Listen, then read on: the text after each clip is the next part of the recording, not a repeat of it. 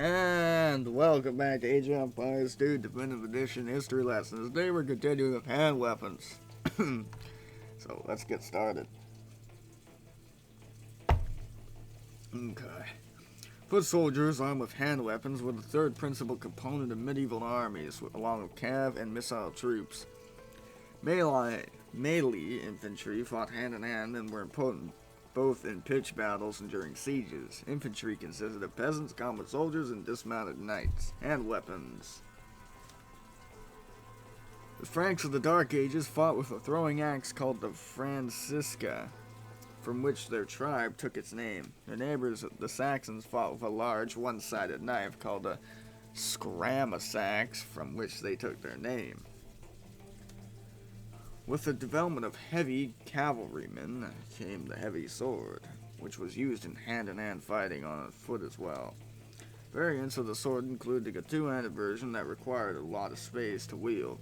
Men-at-arms employed a variety of weapons on foot, including axes, both one-handed and two-handed, maces, flails, and hammers. A variant of the mace was a spiked ball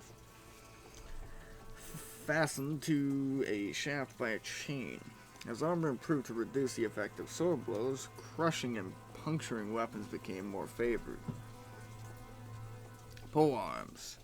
The basic spear was a useful weapon throughout the Middle Ages because it was cheap to make and simple to use. Common foot soldiers and peasants could be armed with it and pressed into battle service. In most cases,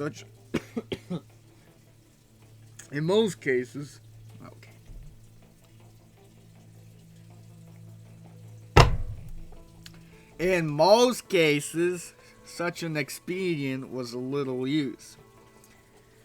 But with experience and some training, large bodies of spearmen could be effective. Polearms evolved through the medieval period and eventually reached a point where formations of foot troops skilled in their use were extremely effective. Advanced polearms consisted of a spear point and one or more weapon faces below the point. This additional weapon might be a large, long blade, an axe, a billhook, a hammer, or a spike. Long polearms evolved in response to the mountain knight and resulted in the revival of formation, something like ancient Greek phalanx. Horses would not change the discipline formation of men that bristled with extended polearms. A dense formation of polearms held high also served as some protection from arrows. Foot soldiers first learned to stand behind wooden stakes set in the ground to ward off the cav. They then learned to deploy spears, pikes, and other polearms to ward off cav. This allowed the formation to move and take its anti-cav stakes with it, in effect.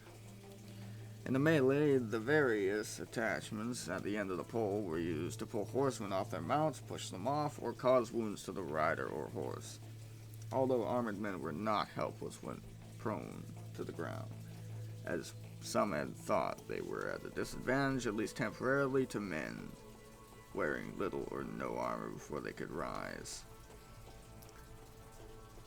As towns grew in the second half of the Middle Ages, they built their own militias of troops for defense and for feudal military service. Polearms were popular weapons with town militias because they were relatively cheap to provide and effective for the cost. Town militias trained with these weapons and developed useful battlefield tactics. In time, formations of polearm men learned to be aggressive and not simply defensive. Mass formations of pikemen could physically attack other infantry or even cav. The Swiss lacked the pasture land to support horse armies, but became famous as pikemen. They often served as mercenaries in other continental armies. The lowland cities of Flanders and the highlands of Scotland also fielded pike units that were highly regarded. Alright, that's it. I'll be back next time with medieval armies. See you then.